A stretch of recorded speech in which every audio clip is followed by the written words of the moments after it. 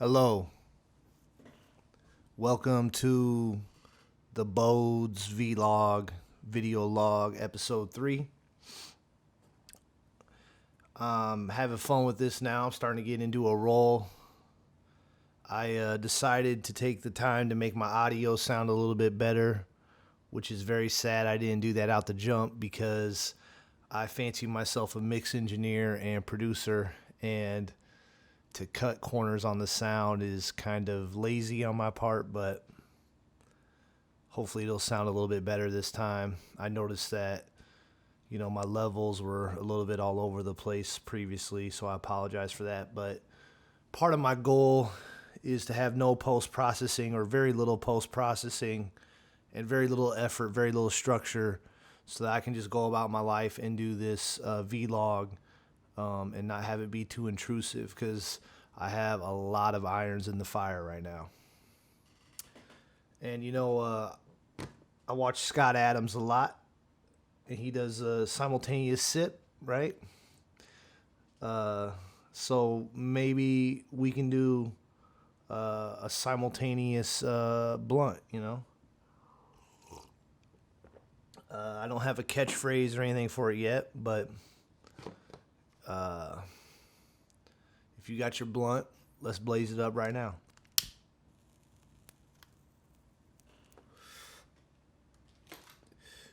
You may have noticed that my coffee cup has a picture of me on it. My wife is on it as well, but I think I managed to keep her off camera. You can make fun of me for that. I don't care. I'm way too old to pretend to be cool anymore. I'm ready for them dad jokes, at this point in my life. I'm 37. And trying to move into a more wholesome phase of my life while I still can, And it's a struggle because I've set myself up to be pulled all these different directions simultaneously, and I just don't have the stability there yet to move into that next phase, But I wouldn't want it any other way, because like I said, the normal path, the safe path, was tremendously boring to me and tremendously unfulfilling. And I'll be honest, I feel like you end up getting a life partner that's about as interesting as you are. And I was very greedy. I didn't want no basic chick, if you will. And I'm lucky that I met someone as out there as me, But I don't think I could have done that had I stuck to the straight and narrow. So yeah, I was leaning towards not doing the red book today and doing something different, but we've had pretty good luck so far with just winging it with it, so why not try a third time? I think the next topic I might cover, though, is that book, Power versus Force. I might even get into that a little bit today, depending on where the conversation takes me. And I kind of want to get into secret societies, how the occult relates to secret societies, kind of my Illuminati research, if you will. That's another pet topic of mine. I'm a big fan of an author named Robert Anton Wilson, R.I.P. He might be my biggest influence. So I'll probably be delving into his material at some point. He also was a big Illuminati researcher. To me, how can you not find these topics interesting? I mean, I suppose if you're not into philosophy, then I could understand why researching conspiracy theories might not be interesting to you, because maybe you're just not interested in the philosophical type questions in general. But if you do find them interesting, then conspiracy theory research is almost as interesting as it gets, because to be a fly on the wall and to observe what powerful people do when they make decisions that impact the whole world, I find it very interesting, because being towards the bottom of the pyramid, if you will, we don't really get to hear the frank and honest discussions often by the elite. We get whatever they tell us and whatever percolates through the mainstream media, right? And even the alternative media. There's a certain flavor to the information we get, but it can't be the same as truly being an insider or truly being the person making that decision. And to me, it's just tremendously interesting, because in my time, there has been things that have happened that just do not make any sense. And it does bother me. It does bother me.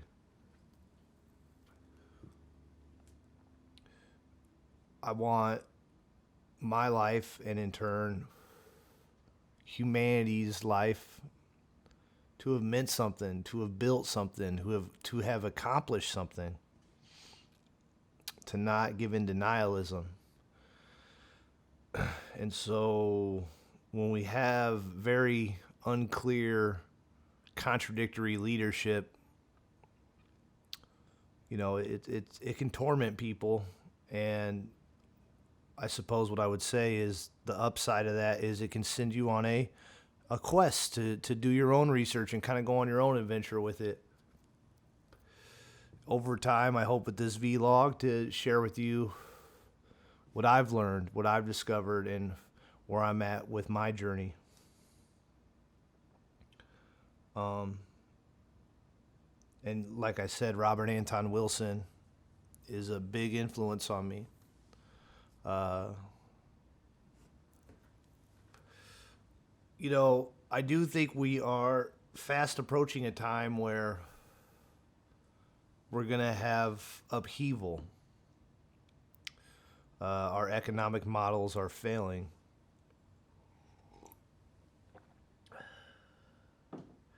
And the thing that concerns me is your conscientious people, your hard workers, and your more orderly people. I have concern that at some point they're going to stop believing in the system and the structure that has been promised to them. See, it's not a big deal when someone like me kind of loses faith, because I tend to be more radical. I tend to be open to new ideas. I tend to try to push borders and boundaries and blur concepts. I don't tend to see nouns as these solid things. I like to play with borders and boundaries and being creative and creating new ideas.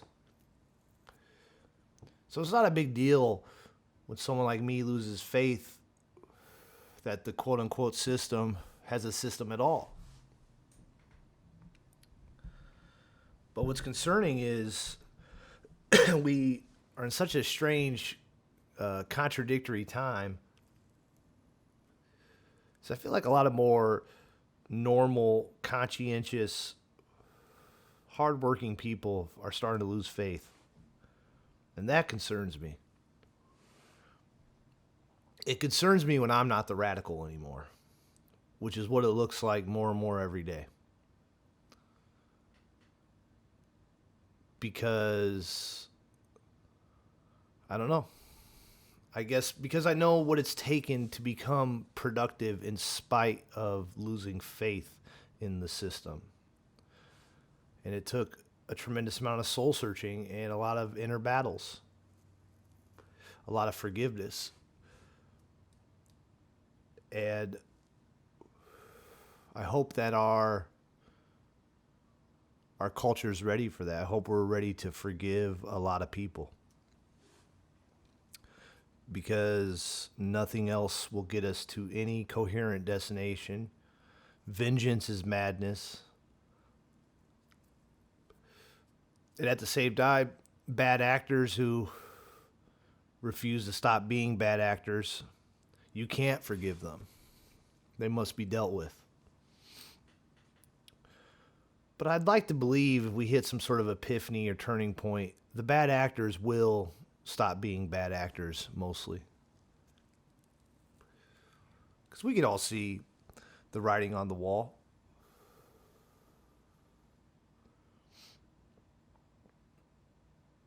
We can all see, when things are no longer sustainable and we got to play a new game or reset the current game. That reminds me of another great book, Finite Games versus Infinite Games. The short version is there's an infinite number of finite games, but there's only one infinite game. It's a really good book.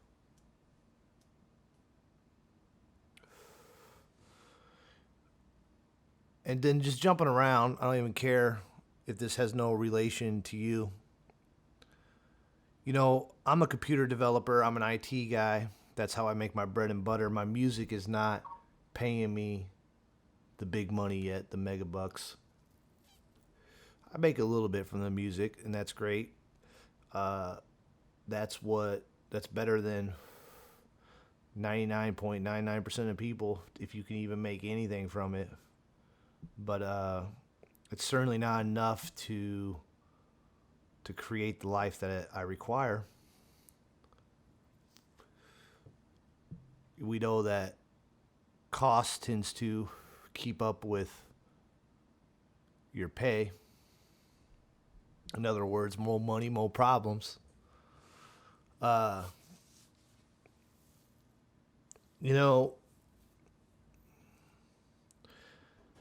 Having combined these disparate fields of study, I sense genuine resentment from your, lack of better terms, stereotypical, more introverted developer when I talk to them anymore. And it's unfortunate because it's creating roadblocks for me right now. I'm not able to advance my career like I'd like to, like right now, other than my career in music and now philosophy. These are the doors that are wide open when no one in standard corporate wants to hire you anymore.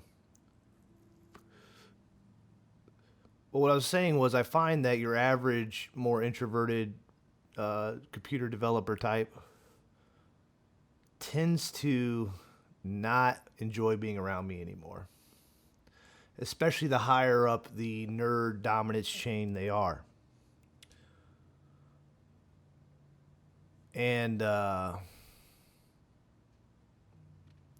my strategy for this is to not give a shit and to just push forward to the best of my ability and make it very hard to hate me.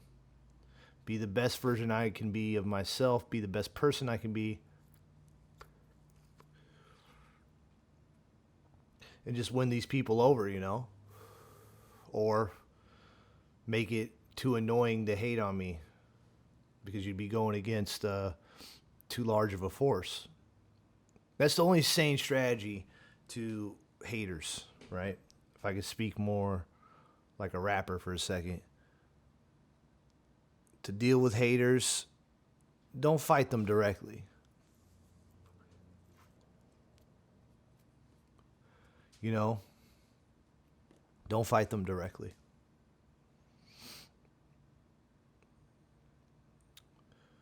Just keep growing your own power, and your haters will end up being your supporters. And as it will turn out, they were fake both ways. They're fake when they hate, and they're fake when they show love. Because a lot of people aren't real with themselves.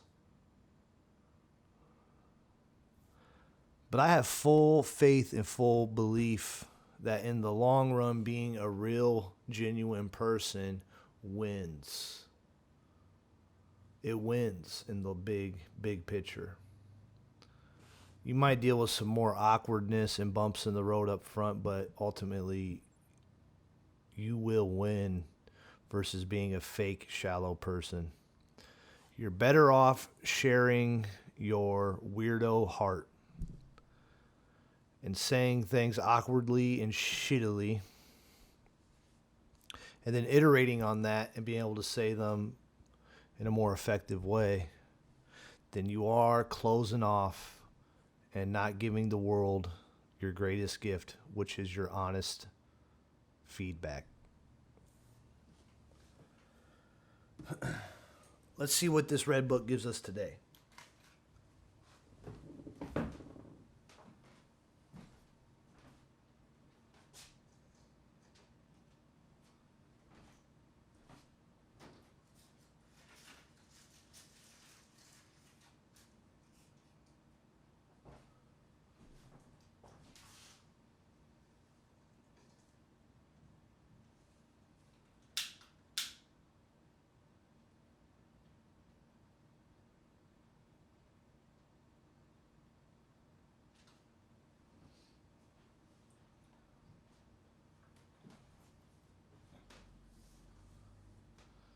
Shout out Nice Enough Entertainment. That's my shirt today.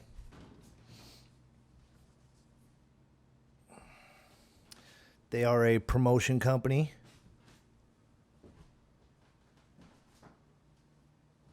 They are a network of entertainers, live shows, streaming shows,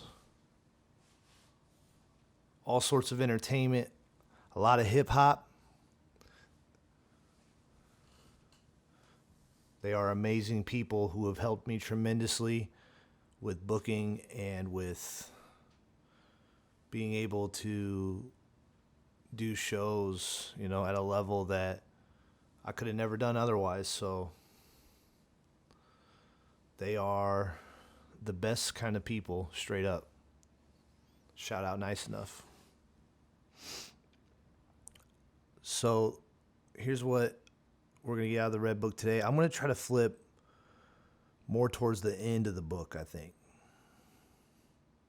I could go towards the beginning, but that's riskier because I don't have a sense of where the beginning of the book is. You see, the book is not just the English translation of the red book, but it also contains the original version in German, Deutsch, and it also contains a lot of notes and background information. So it's hard. It's a hard book to just flip open to a page and land on what you were intending to, And I like to do this selection just off of my first flip if I can. Sort of like when I'm freestyle rapping, I like to go with the first verse off of the top of the dome. You can't correct your shit in the middle of a freestyle, but you can arrive at a destination that makes it seem like it was on purpose. So here we go, the freestyle flip of the red book.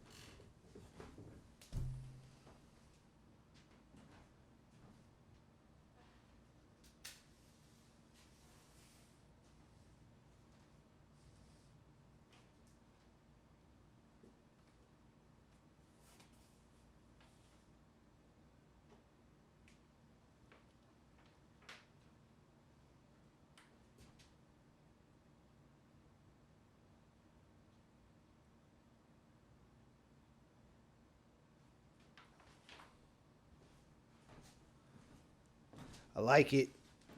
I like what we landed on today. The Magician Page 319. I landed right on the word completely. The sentence it was in, I place myself completely on your side since you find the standstill unbearable. Let me pull open the page for you guys.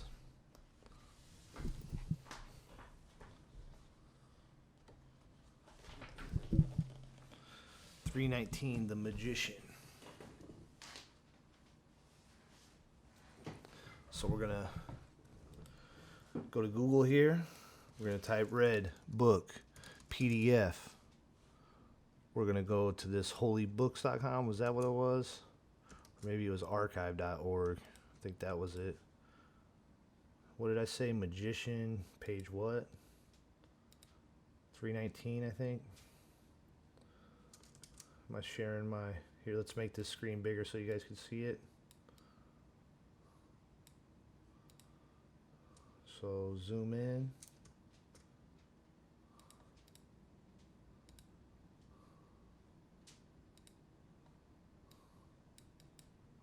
.358, so we need 319. The Magician, 319. Looks like we landed in another dialogue, possibly. I mentioned the word what?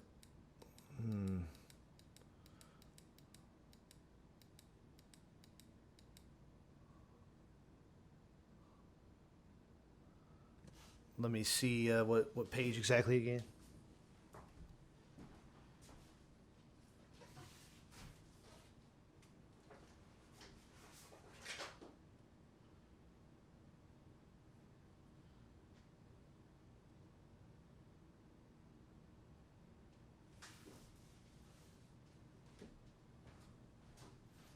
Okay, sorry about that. I'll get better at this. So, here was the quote I landed on. I placed myself completely on your side. So as we can see, we landed on the middle of a conversation between S and I. Who does S and I stand for? Let's see if we can find out. Is it Satan and I? I don't know. Scrolling way back.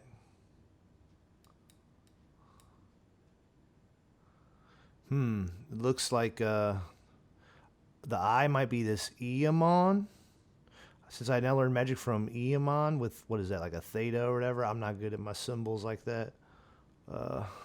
Here, let's find out. Theta. Yeah, that's kind of like a theta. Eamon. So it looks like we've walked between, and then an S. So maybe it's Eamon and his sister. So it looks like I'm going to read this paragraph that leads up to this dialogue that we've landed on. I continue on my way, accompanied by a finely polished piece of steel hardened in 10 fires, stowed safely in my robe. Secretly, I wear chainmail under my coat. Overnight, I became fond of serpents, and I solved their riddle. I sit down next to them on the hot stones lying by the wayside. I know how to catch them cunningly and cruelly, those cold devils that prick the heel of the unsuspecting.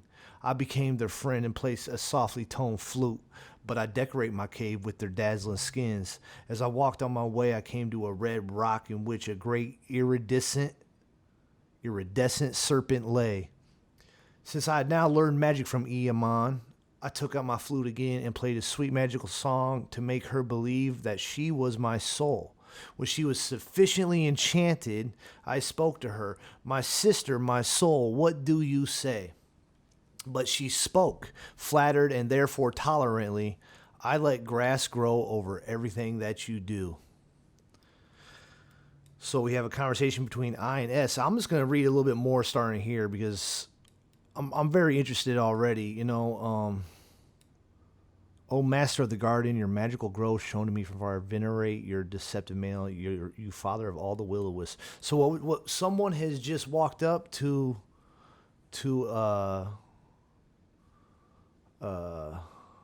is it really his sister? or someone that he just enchanted.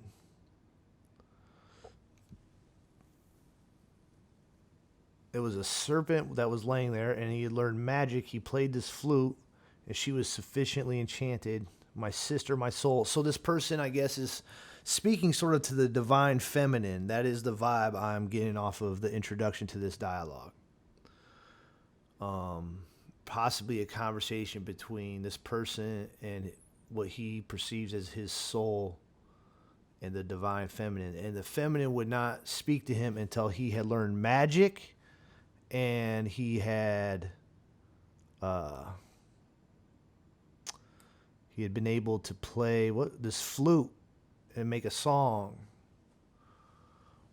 So before I even jump into this dialogue, it's worth saying that since this is towards the end of the book, I'm not surprised that the hero by this point has learned magic and to play a flute and to speak to the divine feminine, right? If you follow like Joseph Campbell type stuff, and again, Jordan Peterson type stuff, hero's journey type stuff, all that really comes from Jung, right? And this archetypal language.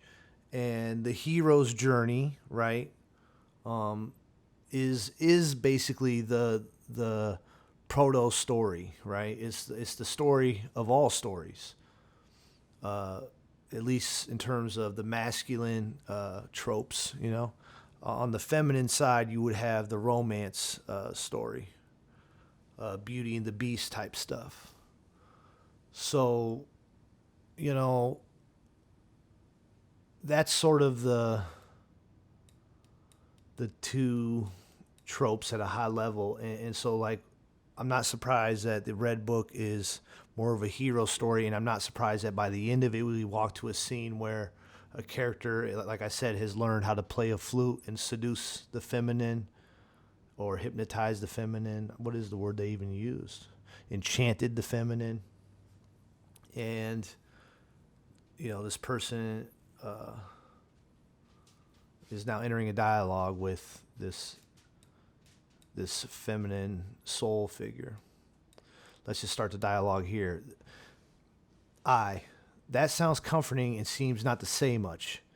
Sister, would you like me to say much? I can also be banal, as you know, and let myself be satisfied that way. That seems hard to me. I believe that you stand in a close connection with everything beyond, with what is greatest and most uncommon. Therefore, I thought the banality would be foreign to you. S. We're going to, like I said, S stands for sister. Maybe, that's my guess. Banality is my element. That would be less astonishing if I said it about myself. S. The more uncommon you are, the more common I can be. A true respite for me. I think you can sense that I don't need to torment myself today. Very interesting so far, right? I can feel it, and I'm worried that your tree will ultimately bear me no more fruit. S. Worried already? Don't be stupid and let me rest. I notice that you like being banal, but I do not take you to heart, my dear friend, since I now know you much better than before. S. You're getting to be familiar. I'm afraid that you are beginning to lose respect. So, banality to me means like mediocrity or almost like boredom or average. Let's get the actual definition here. Banal, so lacking in originality as to be obvious and boring, right? The phrase I always think of is the banality of evil, right?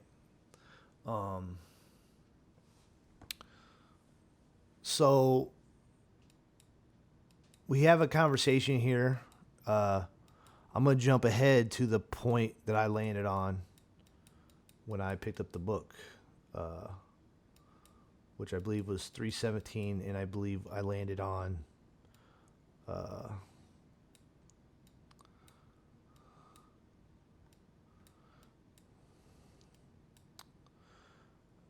it doesn't matter. It was somewhere around here. Let's just see. Let's do this a little bit different. Let's just see, looking at this dialogue, what catches me about it.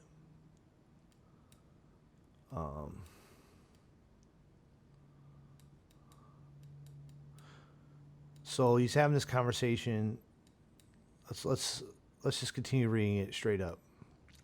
I noticed that you like being banal, but you're getting to be familiar. I'm afraid that you are beginning to lose respect. Are you upset? I believe that would be uncalled for. I'm sufficiently well informed about the proximity of pathos and banality. Banality? So have you noticed that the becoming of the soul follows a serpentine path? Have you seen how soon day becomes night and night day?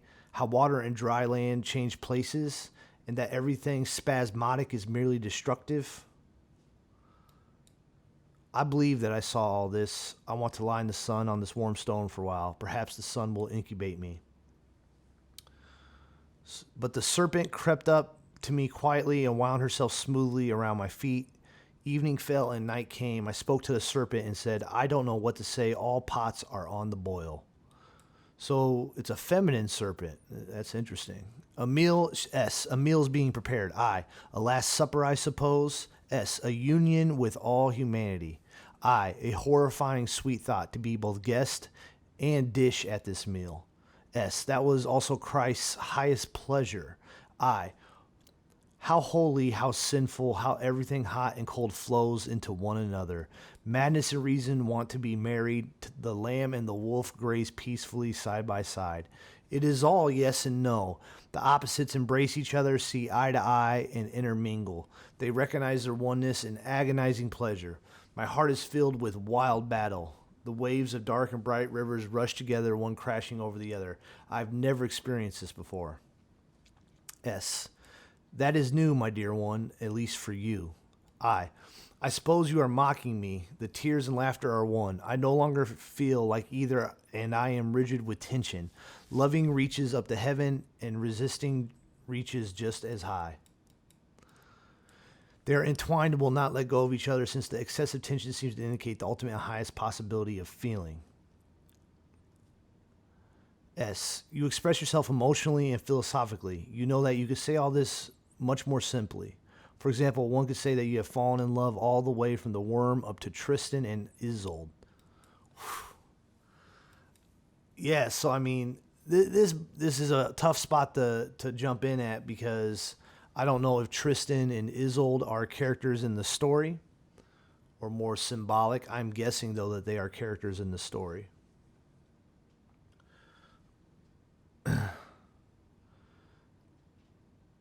Religion is still tormenting you, it seems. How many shields do you still need? Much better to say it straight out. I'm just going to read a couple key phrases here. You're mocking me, my sister, and chthonic devil. But I must say that those two that rose up to heaven entwined are also good and evil. I'm not joking, but I groan because joy and pain sound shrill together. Let's look up this word chthonic. C-H-T-onic. Chthonic. Chthonic. Concerning, belonging to, or inhabiting the underworld. See, that's a badass word right there. Chthonic. Literally means subterranean. Chthonic. Chthonic. Very cool. So this is it would make sense that the divine feminine is from the underworld.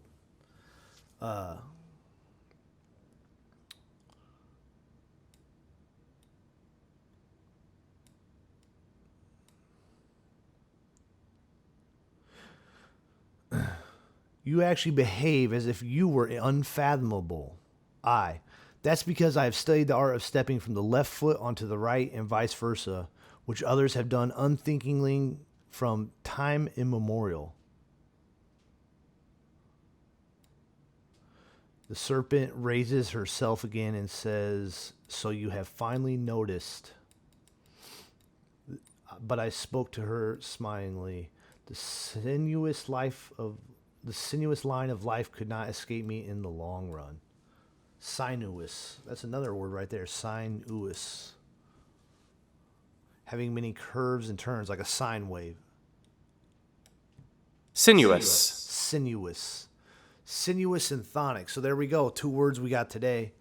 Chthonic means of the underworld. Sinuous is like many curves and turns, like a sine wave, right? If you don't know what a sine wave is, I imagine you might have found my content boring a long time ago. But a sine wave is just your classical most classical of wave structures, I would say.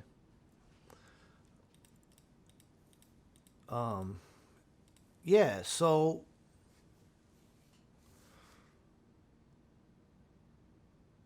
a sinuous line of life could not escape me in the long run. So I might pause my reading right here.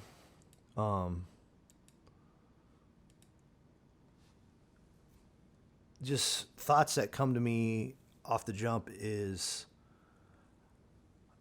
I had no idea that the Red Book towards the end gets into this conversation with this underworld serpent, feminine serpent figure. Super interesting. You know, this idea of sort of like a feminine underworld figure. I don't want to say satanic, but oftentimes Satan is associated with the underworld, obviously. This notion has been one that's fascinated me for a while. A figure that I really find interesting is Promethea, which was a comic book by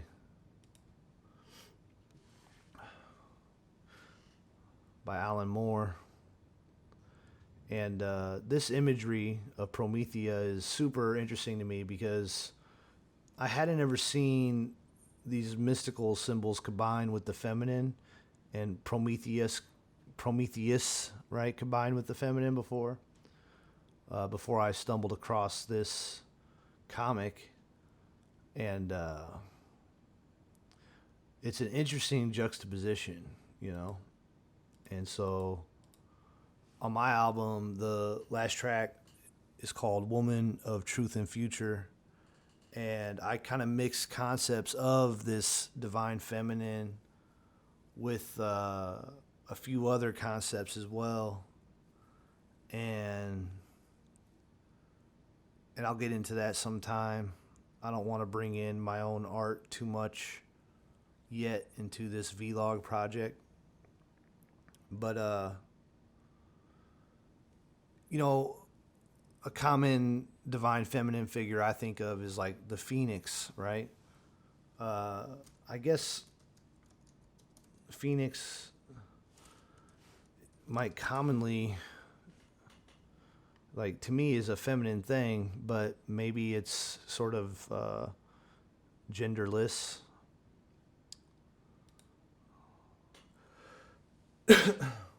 But for some reason, see, Christ, Mary, and virginity symbolize renewal in general. To me, this has always been a feminine symbol, the phoenix has. I think in general, the feminine would be associated with the life force, the life-giving force. And so anything with birth or rebirth is going to have that correlation symbolically. This part of the Red Book that we've landed on here,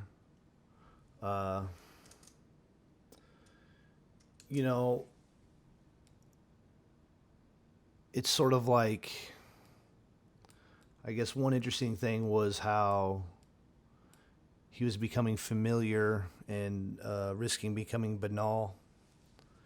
And to me, this kind of relates to a very common phenomenon in relationships where man and woman kind of lose their polarity and become this, two-headed monster because they become too familiar with each other, and it becomes too safe, and it becomes the magic is gone, My father has a saying that I've always really enjoyed, which is, I don't care if Christ returns, I don't want to hang out with him 24/7.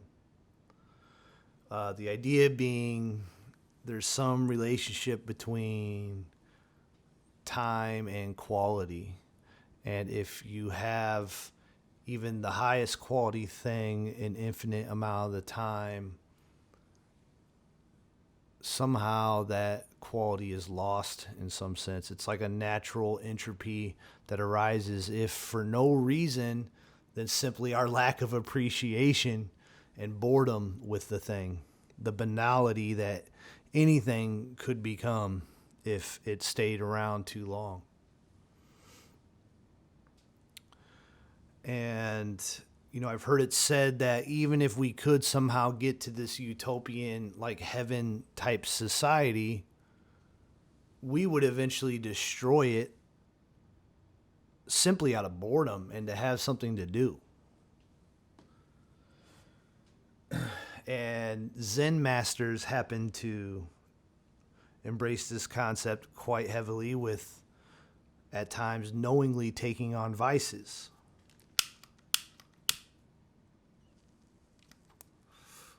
Sort of doing the devil's work for him.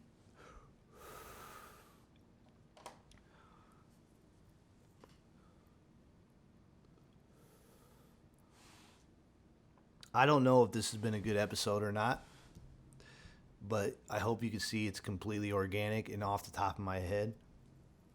It's completely genuine. And for that reason alone, I hope it's at least mildly interesting or of value. Because there's a lot of fake bullshit out there. We all know that. And aren't you tired of it?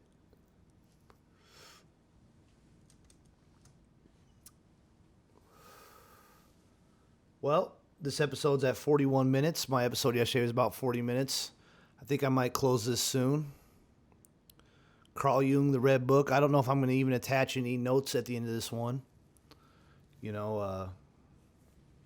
Just might drop it straight to YouTube. I appreciate you tuning in. Smash that like, smash that subscribe. b0des.com, b0des on Instagram. Hit that alarm bell. I have business opportunities for those that are interested in talking to both VC, capital, and angel investors. I do more than strange philosophy. This business venture is on the IT side of things, technology. I have my own company I've started, and our specialties are music and technology. That's my plug. Yeah. Hopefully this is useful, and I'm going to see y'all on the next one.